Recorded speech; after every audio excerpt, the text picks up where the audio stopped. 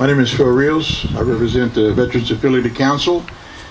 The Veterans Affiliated Council has been around since 1921, and today's event has been coordinated through the help of Doc Kaufman, coordinator, and the efforts of Barbara Ross. Where's Barbara at? Please. Okay, those two were very effective in getting this whole thing put together. It didn't just happen. And Don Harper, past commander of V.A.C.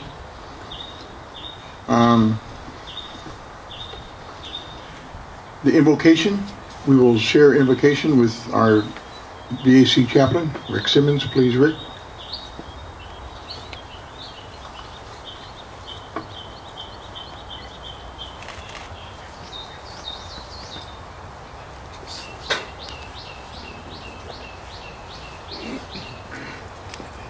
Please rise, uncover.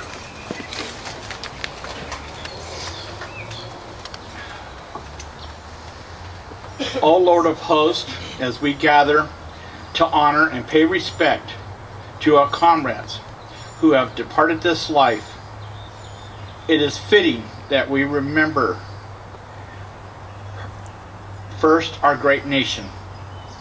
You have given us rich and beautiful land for our heritage.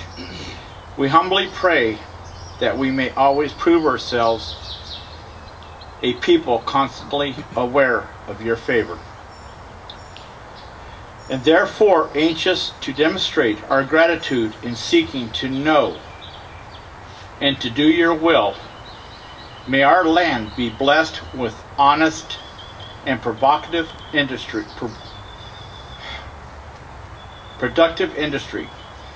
and a people of integrity who are anxious to learn and willing to respect one another.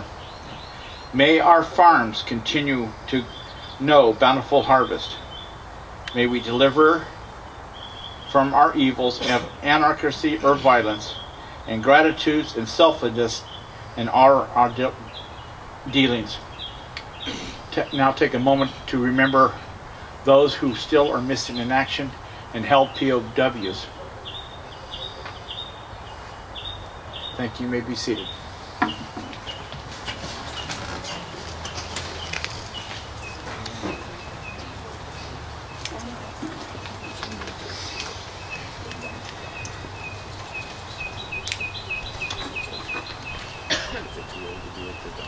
The presentation of colors will be conducted by Boy Scouts of America Troop 5-3, and Pledge of Allegiance will be conducted by Richard Cable and Rocco.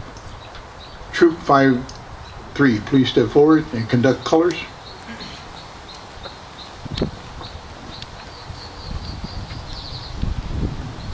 Will the audience please rise for the presentation of the colors? Color guard attention. Color guard forward march.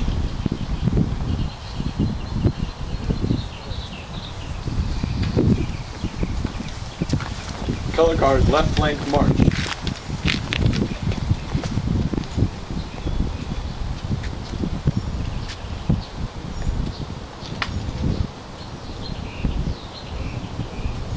Halt. Color guard, present the colors. Hand salute. Will the audience please join me in the Pledge of Allegiance? I pledge allegiance to the flag of the United States of America and to the republic for which it stands, one nation under God, indivisible, with liberty and justice for all. 2. Color guard, post the colors.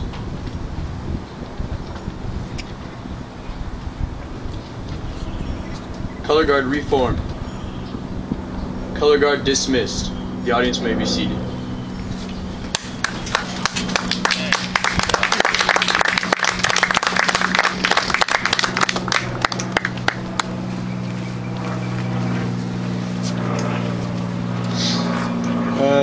Quickly, I'd like to recognize some dignitaries. Past Commander Dave Ramsey, All-American, Roseville, VFW, 1487. Thank you for coming from Roseville.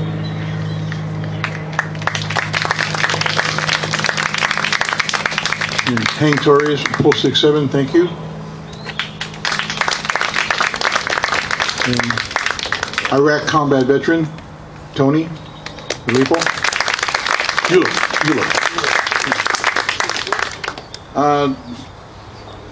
National anthem will be sung by Dewey Walensky. He first began to sing at age 7 in church. His first solo was at age 9. He comes from a family of singers, very talented.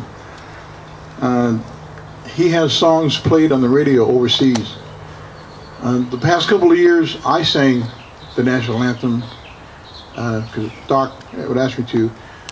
And when I auditioned at the River Cats, I heard him sing, and he just rocked the house. And I had to turn this honor over to him.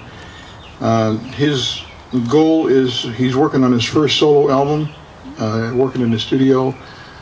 The national anthem, Dewey Walensky.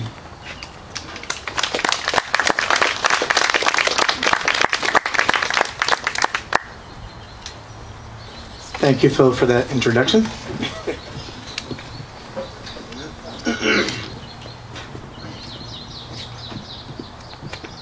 All right.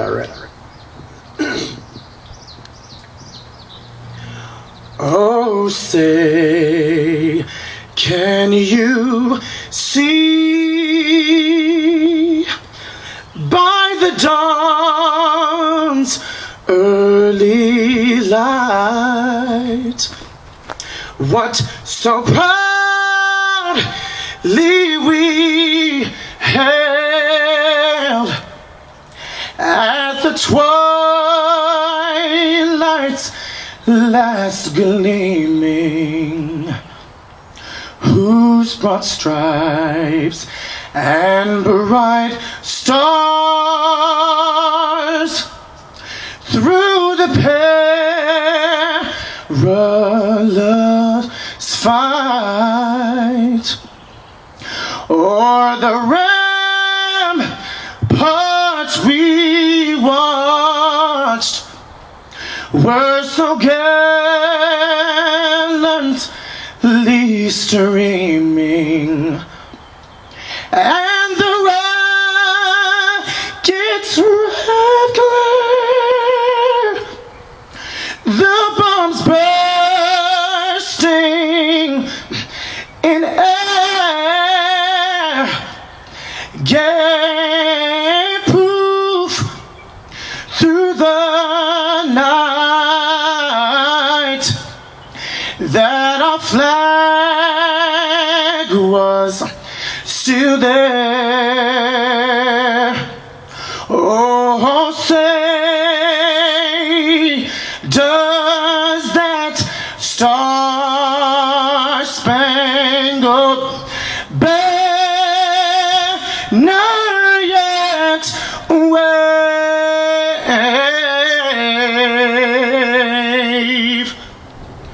o'er the land of the free,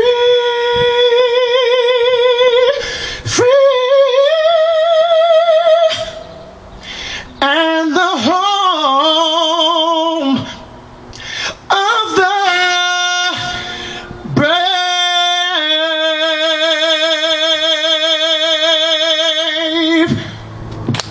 Woo.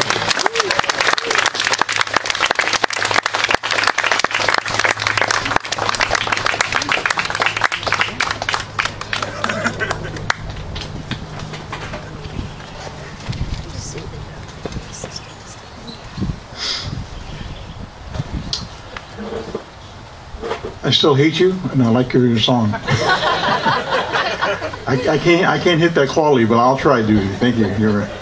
You're my mentor.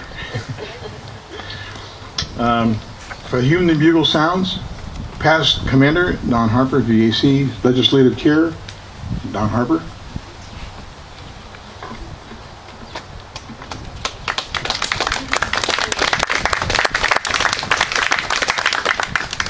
How do you follow that? I have no idea. Thank you. Can I get some water, please? Wow.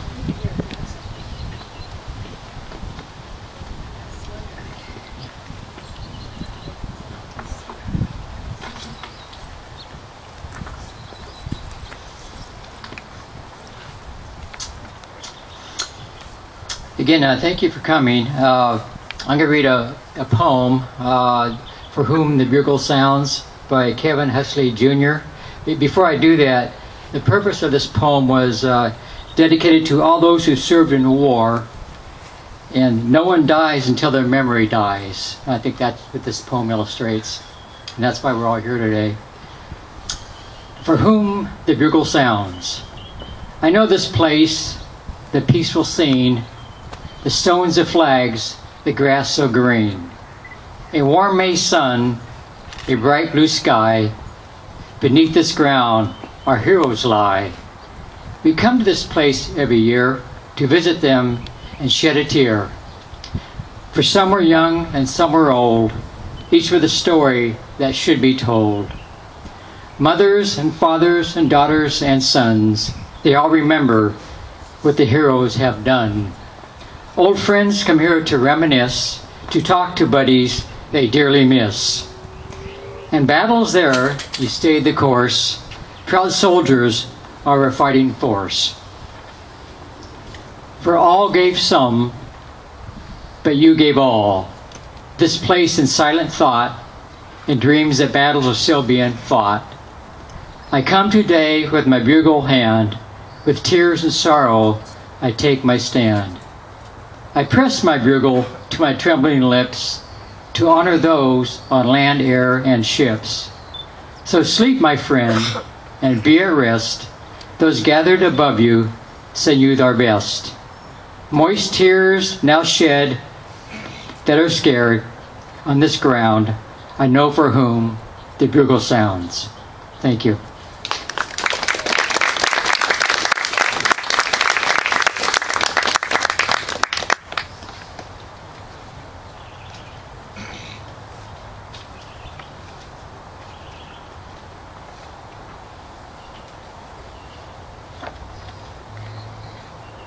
Thank you.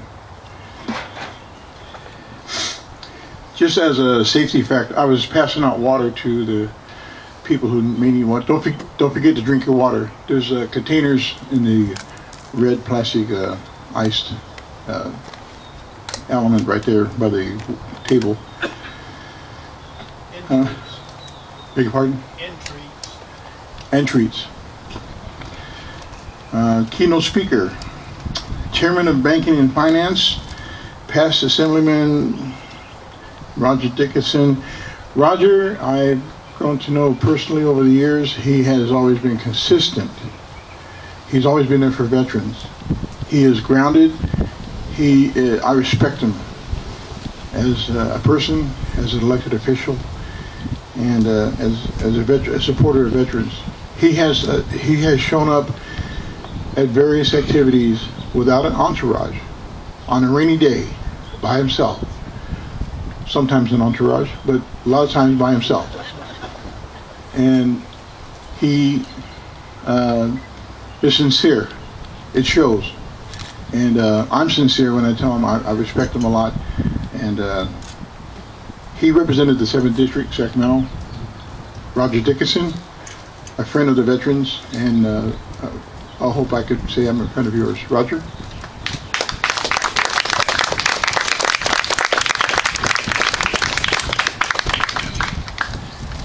Thank you, Phil. I'm missing the entourage this morning. I appreciate that introduction very, very much, and more than that, I appreciate your friendship and your support. It is always a very special ceremony here at the Sacramento Old City Cemetery. I think unlike any of the many great ceremonies that go on over the course of this weekend, both here and around the nation.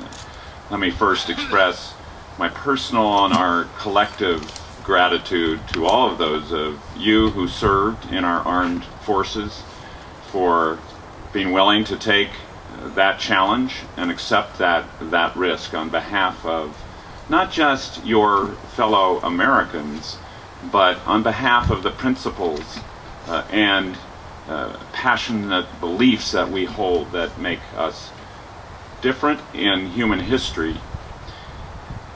I often think in that connection as we come into this weekend and throughout the course of the summer, visiting the Gettysburg battlefield many years ago, on a day that was much like that in early July, when forces of the North and the South met on that hallowed ground.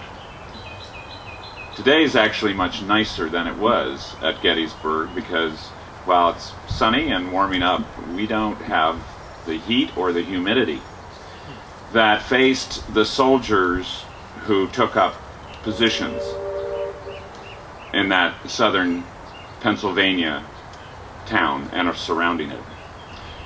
During the visit that I had to the battlefield of Gettysburg, and perhaps many of you have visited the battlefield as well, my wife and I paused at one of the stops along the way of a particular point of action in the battle, and were fortunate enough to listen to one of the park rangers describe what it had been like there on that day in early July of 1863, in that heat and in that humidity of the East. He described the soldiers who wore heavy wool uniforms, a weight and a texture that we don't know today unless we have something left over from years and years ago. He described how they carried packs of up to 50 pounds with them everywhere they went, day after day. And he described how they would load their muskets to fire in the heat of battle, that an infantryman who could actually pack his musket and get a shot off within 30 seconds was remarkable. And we had to stop and just take 30 seconds and think about someone who had their rifle, had to pull out everything that had to be packed into the barrel, and then get a shot for 30 seconds, standing there while others, maybe only tens of yards away, were firing at them.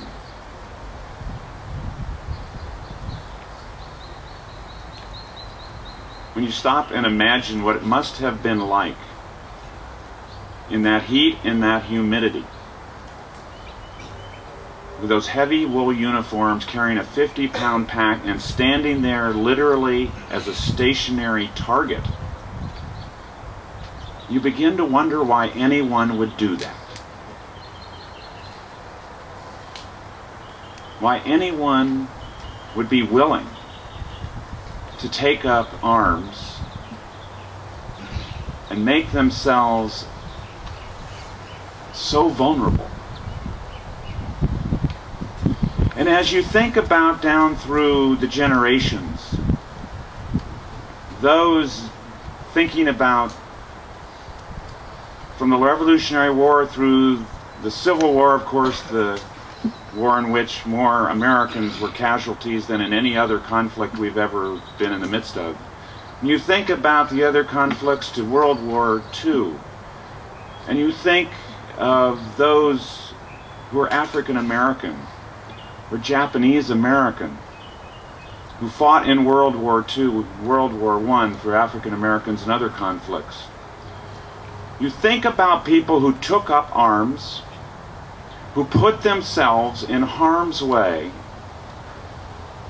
in a place and in a country that didn't treat them as full-fledged citizens, that didn't treat them with a dignity and respect and offer them the opportunity that all other citizens weren't offered and entitled to. And you wonder, what is it?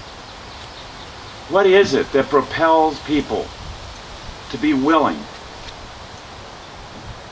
to put themselves in a position where they may very well lose their lives, and yet are willing to do so? And when you contemplate that, I think you can't help but reach the conclusion that those who are willing to put on the uniform and take the risk of making that ultimate sacrifice, do so for something more than themselves, more than their families, more than to protect a place, a physical place. They do it because there are values and principles worth protecting and defending and fighting to make sure they endure. What's defined us as a nation and defined those who have been willing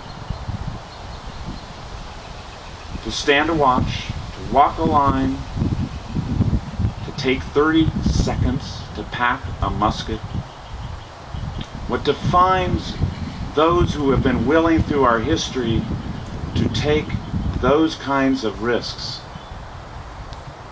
is what binds us together and makes us different than virtually anyone in human history. We are incredibly fortunate to live where we do and in the time that we do. But our good fortune compels us to remember we are only here and we only enjoy the great freedom and opportunity that is ours, albeit imperfect, with improvements yet to make, to share it with all, but we only enjoy what we have because of those who were willing to bear the burden and to pay the price. Thanks very much.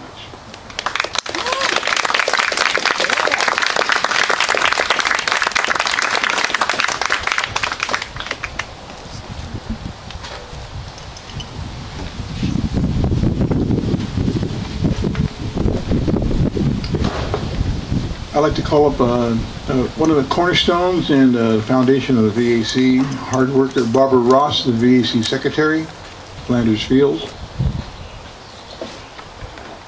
She keeps the machinery going in this organization. I've never learned how to keep a group of men going. I have to do a commercial. I am a member of Sac Suburban Kiwanis Club, and we sponsor Charter Troop 53, and they always do us so proud when they're out there doing events like today. Thank you, guys.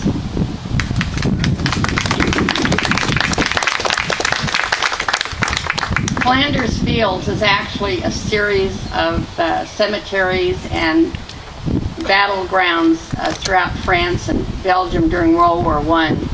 And there are hundreds of thousands of military of multiple countries buried in those plots.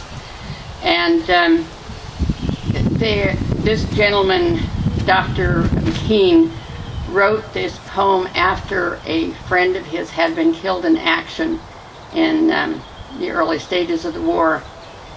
And the chaplain was gone for a couple of days, and so they called on him to conduct the service. And there are a number of different versions of when this was written, but it was written in recognition of his friends. In Flanders Fields the poppies blow between the crosses, row on row, that mark our place, and in the sky the lark still bravely singing fly, scarce heard amid the guns below. We are the dead, short days ago, we lived, felt dawn, saw sunset glow, loved and were loved, and now we lie in Flanders Fields. Take up our quarrel with the foe, to you from failing hands we throw. The torch be yours to hold it high, if ye break faith with us who die. We shall not sleep, though poppies grow in Flanders Fields.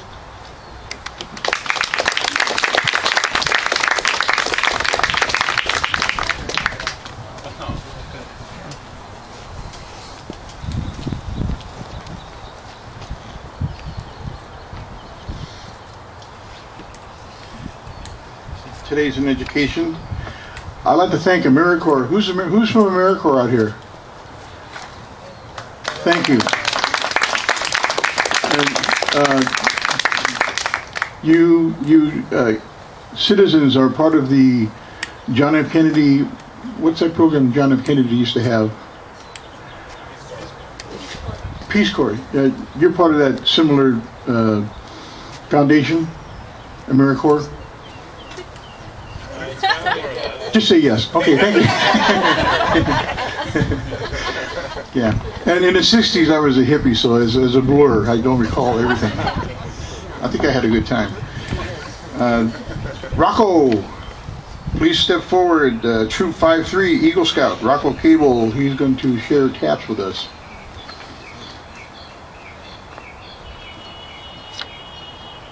Good morning.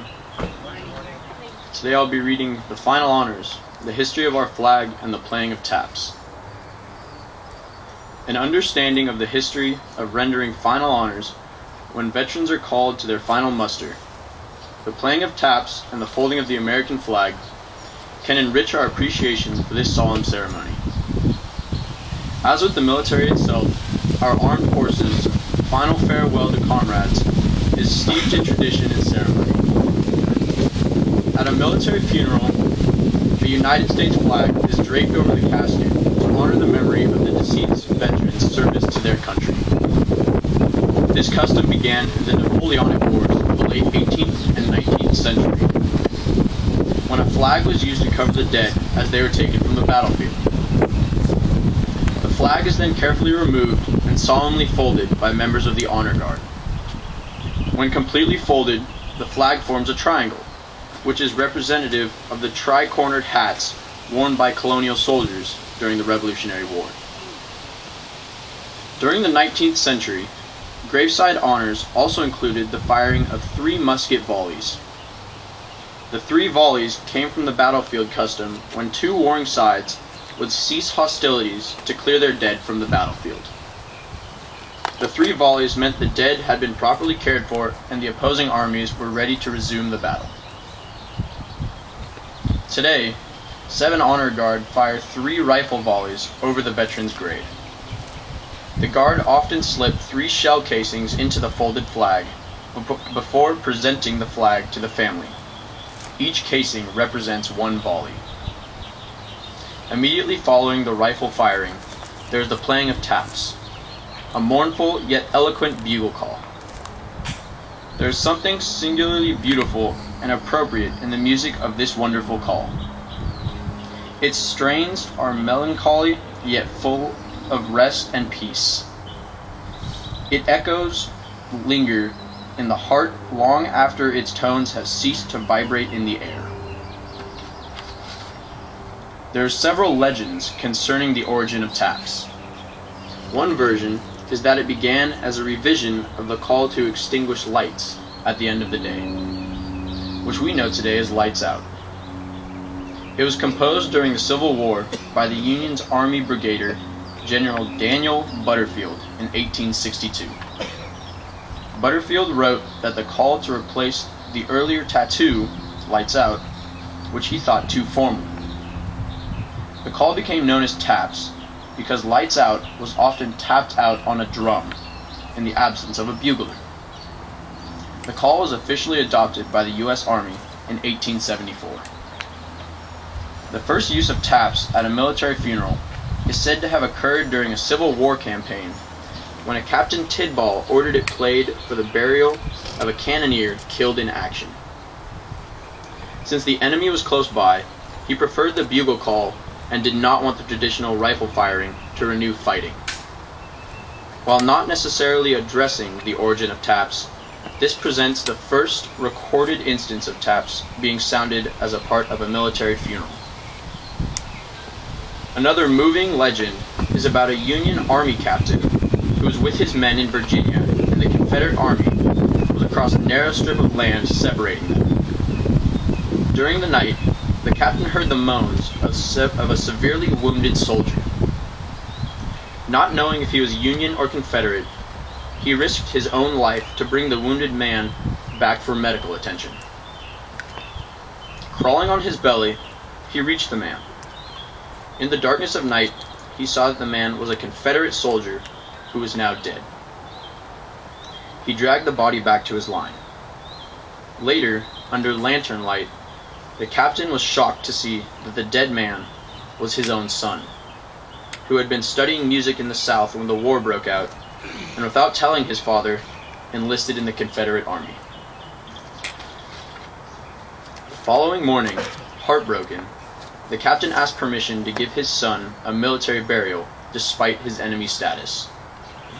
He was denied, but was allowed a bugler. The captain had the bugler play the musical notes found on a piece of paper in his son's uniform pocket, the music of taps. Following the playing of taps, there is a reverent folding and presentation of the American flag. The flag is folded 13 times. There was no official symbolic meaning associated with these folds, though through the years, two attributes have become popular. One is that each fold represents the original 13 colonies. The other is more poetic. The first fold represents a symbol of life. The second fold is a symbol of our belief in eternal life. The third is a remembrance of veterans who gave their lives in defense for our country. The fourth represents our trust in God, in peace, and war. The fifth is a tribute to our country. The sixth is our pledge of allegiance to our nation. The seventh is a tribute to all of our armed forces. The eighth is a tribute to the one who entered into the valley of the shadow of death that we might see the light of day. Ninth is a tribute to womanhood for their faith, love, loyalty, and devotion that molded our national character. 10th is a tribute to fathers, for they also have given their children for the defense of this country. The 11th fold, in the eyes of a Hebrew citizen, represents the lower portion of the seal of King David and King Solomon, and glorifies the God of Abraham, Isaac, and Jacob. The 12th, in the eyes of the Christians, represents an emblem of eternity and glorifies God the Father, the Son, and the Holy Spirit. And the 13th fold, the tucking in of the flag with the stars facing up, is a tribute to our nation's motto, "In God We Trust." When all the folds have been made, no red or white stripes are visible, leaving only the honor field of blue and stars. The folded flag is then presented to the next of kin. Each branch of the armed forces uses its own wording for the presentation. For example, the U.S. Army's is this: "On behalf of the United States Army and a grateful nation, please accept this flag as a symbol of our appreciation for your loved one's honorable and faithful service." Today, in rendering honors, all veterans are honored. Although they come from different places and different backgrounds, they share the common bond of having served our nation in war or in peace. I close with the unofficial words from TAPS. Day is done, gone the sun. From the hills, from the lakes, from the sky. All is well, safely rest. God is nigh. Thank you.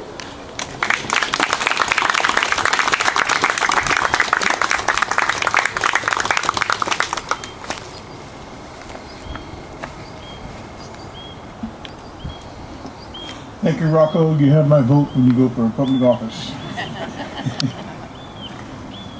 Rifle salute and taps will be conducted by VFW Chungmei Post 8358 Rifle Squad Bugle. Mike Wong is the captain.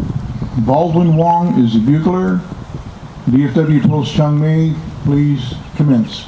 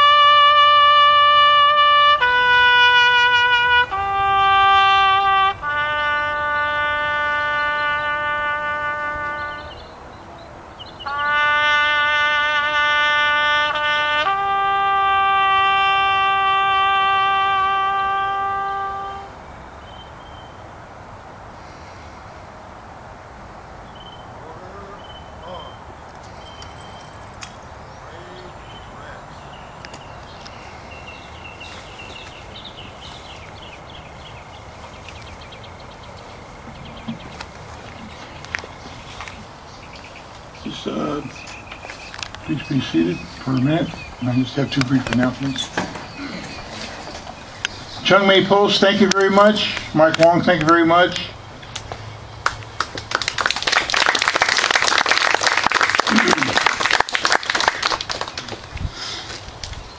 I passed out a flyer, the traveling wall, which travels the nation, the Vietnam, replica of the Vietnam Veterans Memorial Wall. I passed out a black and white flyer. It's coming to Roseville, May 28th. I guess you can Google it, and if you want to volunteer or look into it, you can look it up. They need help on docents and security. VFW Post 1487 is hosting it, and it'll come to Roseville, May 28th. Opening ceremonies is 10 a.m. Royer Park in Roseville. Briefly, in 1998, Doc and I are classmates. Hiram Johnson, 1965. There was 11 of our classmates were killed in Vietnam, and I wanted to honor them. I was the current commander of Post 9869 Granite Bay. I had an 8-minute ceremony in 1999 to remember those 11 classmates. Some combat vets stepped up to me and they were upset because there was other names on that wall on 15th and L.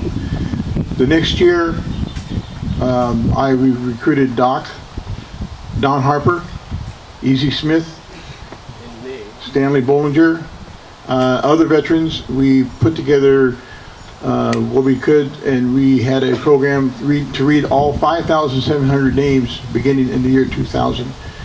And it continues to this day. 2005, logistics got too big. We turned it over to the Vietnam Veterans of America, Chapter 500. Tomorrow at noon at the California Vietnam Veterans Memorial, there'll be a ceremony. I invite you to come out and support Vietnam Veterans of America, their efforts. And it's another event for Memorial Day weekend. I want to thank everyone for attending. Chaplain Rick Simmons, would you please step forward, closing prayer and hymn.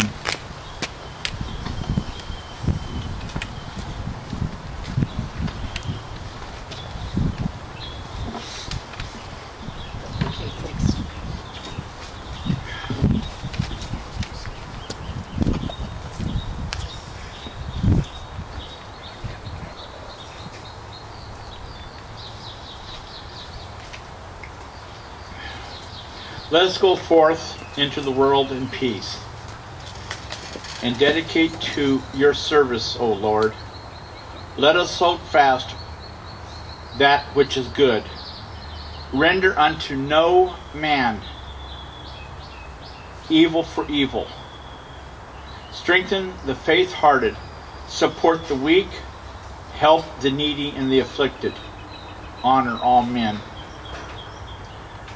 Let us love and serve, rejoicing in the power of your Spirit. And may God's blessing be upon us and remain with us always.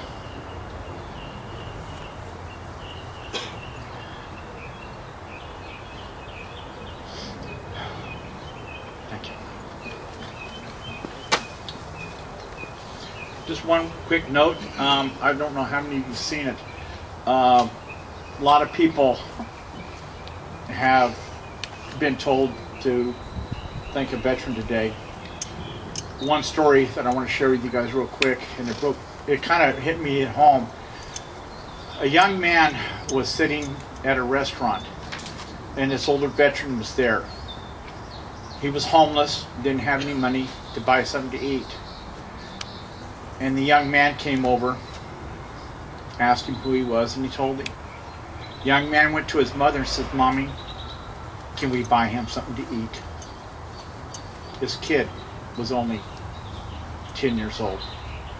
Today, if you see a veteran, thank them. And let them know that they are not forgotten. These flags When they wave, it is not from the wind, it is from the breath of our departed comrades that let us know that they are still here with us in spirit. God bless and amen.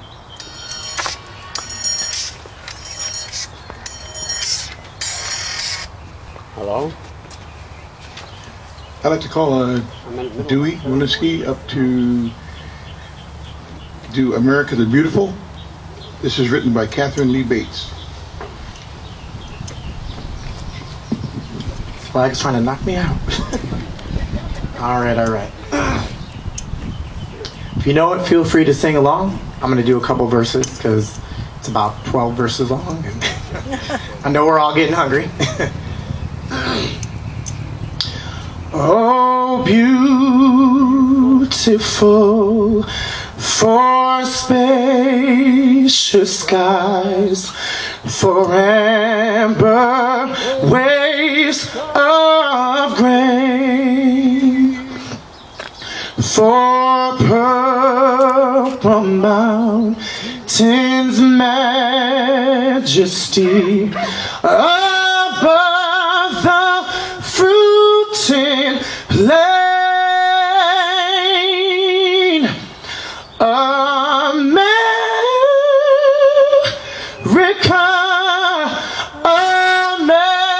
America,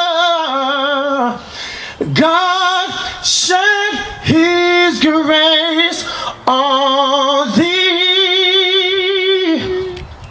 and crown thy good with brotherhood from sea to shining sea.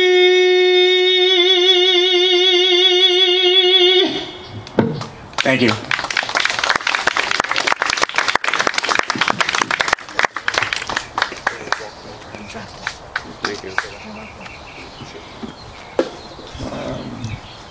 May 28th, you perform at the River Cats. 26? Okay. I have no memory. July 23rd. The scouts when they were up there, and then maybe POW. for the Kiwanis. Doc. POW. You getting what are they kids for Richard? We didn't have it mentioned. You can please be seated. Thank you. And you don't have a problem. I want to thank everyone for coming today. And of course we have our traditional POW MIA table. For the ones that is still out, we're looking for.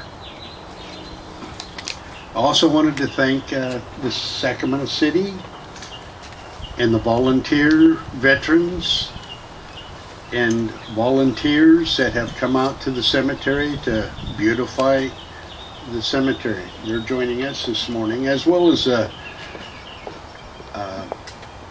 AmeriCorps. Our daughter was AmeriCorps. Glad to have you. I'd like to ask Richard Gable if he'd come forward.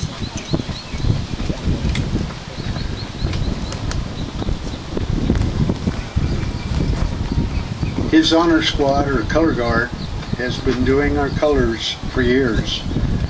Last year we had quite an episode where one of our guardsmen had to stand next to the flag. The whole squad stood next to their flag. Because as you notice, this breeze, not only is it cold, but it gets strong. Well, whether the flag went down first or the scout went down first, he took out the table. But this year they built this beautiful stand and it did the trick. But Scoutmasters, one of their responsibilities is to award their scouts. And the Vietnam Vets of America, they retire U.S. flags. They cut stars from the flags and they present them as gifts. Well, I'd like these scouts to have these, thanking them for their tribute to the V.A.C. and all Historic City Cemetery Committee. Thank you. Rick Hansen, if you'll stand up just for a brief second. Rick Roberts. Rick Hansen's my father-in-law, or I mean my daughter-in-law's father. Rick will be holding a tour shortly. Do you want to just meet here? And he's the docent from the old Historic City Cemetery that has a lot of knowledgeable history about a lot of the people in the graves and the various plot and areas. Just meet up with him if you'd like to go. Of course it's free, but they will accept contributions to further beautify the cemetery. Thank you.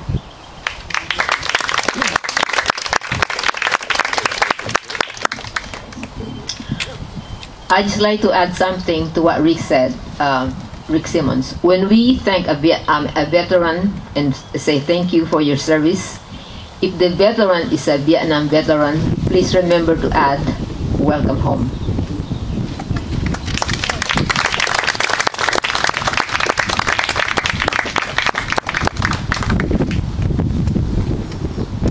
Again, I'd like to thank Doc Hoffman, all the efforts he put together.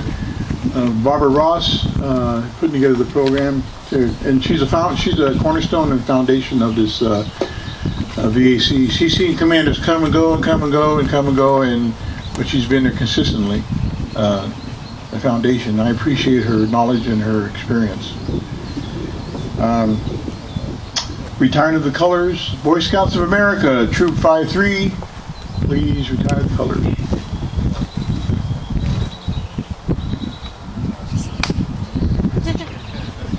Will the audience please rise? Color guard attention. Color guard forward march. Color guard left flank march.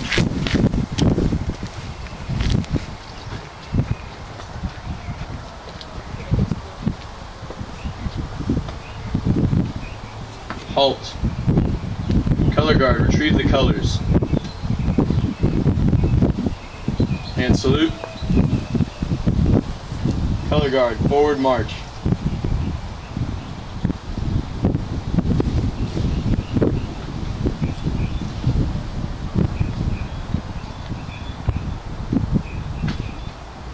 Two. Color guard dismissed. The audience may be seated. Are you with the Cemetery Committee?